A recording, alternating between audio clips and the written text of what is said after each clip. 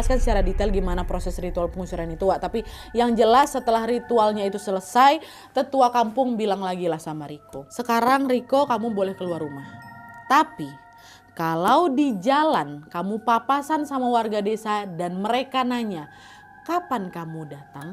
Jawablah dengan menyebut hari selain hari Rabu ya. Jawaban itulah yang akan membedakan antara kamu dan sosok menyeramkan itu. Karena kalau misalnya ada warga yang nanya kamu kapan kamu pulang, dia jawab Rabu, itu berarti dia, si sosok itu. Tapi jawab yang lain, itulah kodenya gitu. Jadi kalau misalnya Riko ini nyebutin hari lain, warga bakal tahu, oh ini Riko yang asli nih gitu ya. Itu pesan bapak, kata tetua kampung. Oh iya pak, kata si Riko gitu kan. Dah, akhirnya setelah diobati sama tetua desa, kondisi Riko alhamdulillah mulai membaik, Wak. Dan karena waktu cutinya udah habis malah ditambah gara dia sakit itu, Riko harus kembalilah ke rantau, ke Jawa. Nyampe lah di kota rantau, Riko menjalankan aktivitas seperti biasa nih. Semua juga tampak normal-normal, udah balik, udah ke Jawa ya kan. Sampai akhirnya beberapa hari kemudian Riko notice kok ada yang janggal ya. Jadi waktu si Riko ini masuk kerja, dia tuh sering disamperin temannya, terus temannya nanya, kok tadi ngapain berdiri sendirian di ujung lorong, ha? Udah kusapa diam aja kau. Begitu kan sama temennya. Ah nggak ada, aku tadi ke toilet memang, tapi kok ngapain aku berhenti di ujung lorong, langsung masuk ke sini kok aku. Loh tadi siapa yang berdiri di dekat lorong tuh? Betulan kau kok, bajunya sama persis kayak kau. Iya tapi itu bukan aku, kata si Riko kayak gitu. Selain laporan dari kawan-kawan ya Wak, ibunya Riko yang ada di desa A itu juga sering nelpon, nanyanya apa? Riko, kamu betulan ada di Jawa kan nak? Iya bu ada. Kamu nggak lagi bohong sama ibu kan nak? Iya bu, aku di sini ngapain aku bohong? Kenapa bu? Udah nggak ada apa-apa. Yaudah kalau gitu hati-hati ya di sana, ketemu kayak gitu. Walaupun ibu nggak cerita banyak, Wak, Riko menduga kalau sepertinya sosok yang menyerupai Riko itu pasti juga sering muncul dekat desa. Makanya bapak suka masing, kok di Jawa kan gitu. Jadi ibu tuh mau mastiin ini siapa nih yang muncul kayak gitu loh, Wak. Nah semua laporan itu balik lagi bikin Riko nih ngerasa was-was. Sosok itu belum betul-betul pergi nih rupanya gitu. Nah karena takut terjadi sesuatu, Riko pun mulai mempertimbangkan untuk kembali pulang ke Kalimantan biar bisa diobatin lagi sama tetua desa. Karena dia juga gak nyaman kan, Wak. Tapi karena urusan pekerjaan itu lagi padat kali, Riko mencoba untuk bertahan dulu nih di kota rantau. Sampai akhirnya pada suatu malam, teror dari sosok itu makin memuncak lagi, Wak. Jadi Wak ya, suatu malam Riko ini mimpi lagi berdiri di depan rumahnya yang ada di desa.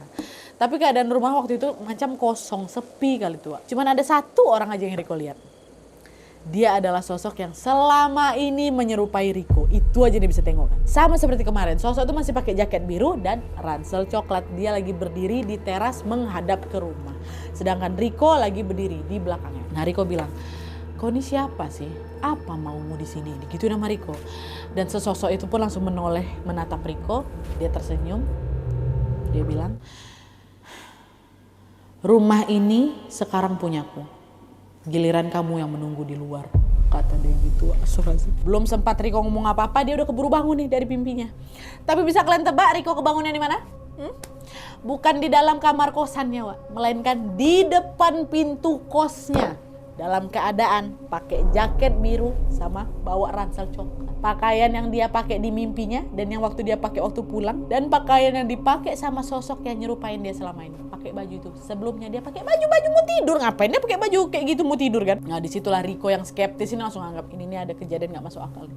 Nggak bisa nih, nggak tenang aku kayak gini. Selama kerja pun Riko lebih banyak diam, Wak. Teman-temannya bilang kalau sikapnya Riko itu ngapa kok? Ada apa? Ada masalah kok? Teman-teman tahu kalau sikapnya Riko ini berubah. Bahkan katanya Riko ini nggak seperti macam orang biasa gitu, macam beda orang, Wak. Nah untuk mengatasi hal itu Riko pergi dia ke psikolog. Nah hasil observasi, Wak, menunjukkan kalau Riko ini mengalami disosiatif identitas ringan. Jadi suatu kondisi di mana seseorang ini ngerasa terlepas dari dirinya sendiri, Wak. Dari perasaannya, dari pikirannya, lingkungannya dan lain-lain. Nah karena kondisi ini udah ada diagnosa itu juga, akhirnya Riko memutuskan untuk resign. Dia baliklah ke Kalimantan. Waktu itu si Riko mikir, oh ini mungkin karena aku ke bawah ini makanya aku divonisnya itu gitu kan. Tapi dia dibanding aku juga udah gak nyaman di sini, kawan-kawan aku juga gak nyaman, dia mau resign, balik dia ke Kalimantan. Dia merasa lebih aman lah gitu kalau misalnya tinggal sama orang tuanya. Nah baliklah, Wak, balik kampung. Nah selama di Kalimantan, Riko juga masih berusaha untuk menyembuhkan kondisinya itu dengan masih konseling juga ke psikolog. Riko berharap semua gangguan yang dialami ini berasal dari kondisi mentalnya yang memang gak stabil ya. Jadi bukan dari teror si sosok menyeramkan itu. Kan harusnya kayak gitu kan, Wak. Ini kadang aku kepikiran aja nih, kan ada diagnosanya. Pasti ini gara-gara ya masalah kemarin, ketakutan berlebihan aja. Tapi kalian tahu, Wak,